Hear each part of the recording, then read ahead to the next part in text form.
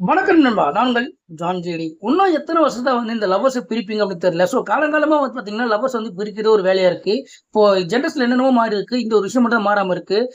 ஒருத்தர் என்ன பண்ணிருக்காங்க, தன் லவ்வர் பார்க்க வந்திருக்காங்க. பார்க்க வந்தவங்க இத்தனை பேர் சேர்ந்து அங்க பிரிக்கிறது.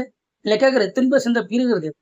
இந்த அளவுக்கு ஏன் பிரிக்கிறீங்கன்னு தெரியல. அந்த வீடியோ பாருங்க. உங்களுக்கு அந்த கோவம் வரும். இங்க ஒரு காதல் ஜோடி என்ன பண்ணிருக்காங்கன்னா, அதாவது அவர் ஒரு ஹாஸ்டல்ல தங்கியிருக்காரு. ஹாஸ்டல்ல தங்கின அவர் தன்னுடைய லவ் பண்ற பொண்ண பார்க்காம இருக்க முடியல அப்படின்றதுக்காக அவர் என்ன பண்ணியிருக்காருன்னா, வீட்டுக்கு கூட்டின்னு வரதுக்காக ஒரு சூட்கேஸ்ல அவர் ஃபுல் லாக் பண்ணி கூட்டிட்டு வந்திருக்காரு.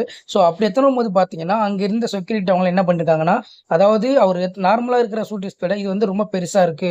இது அப்படி என்ன பெருசா இந்த சூட்கேஸ் எத்தனை போறாங்க அப்படின்னு செக் பண்றதுக்காக ஒரு நிப்பாட்டியிருக்காங்க.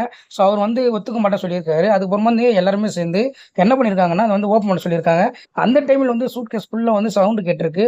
என்ன குரல் ஏதோ கேட்குது அப்படின்ட்டு ஓப்பன் பண்ணி சொல்லியிருக்காங்க. ஓப்பன் பண்ணி பார்த்தா அவருடைய லவ்வர் அந்த சூட்கேஸ்ல கொண்டு வந்திருக்காரு. இது ஏன்னு பார்த்தீங்கன்னா, இந்த ஹாஸ்டல் பார்த்தீங்கன்னா, இது ஃபுல்லா ஜென்ட்ஸ் ஹாஸ்டல். இதுல லேடீஸ்க்கு அலவுட் கிடையாதுன்றதுனால, இவர் என்ன பண்ணியிருக்காருன்னா, அவருடைய காதலிய சூட்கேஸ்ல வச்சு எந்த அளவுக்கு பத்திரமா கொண்டு வந்திருக்காரு. அதுக்குள்ளேயே அவர் மாட்டிக்கிட்டாரு.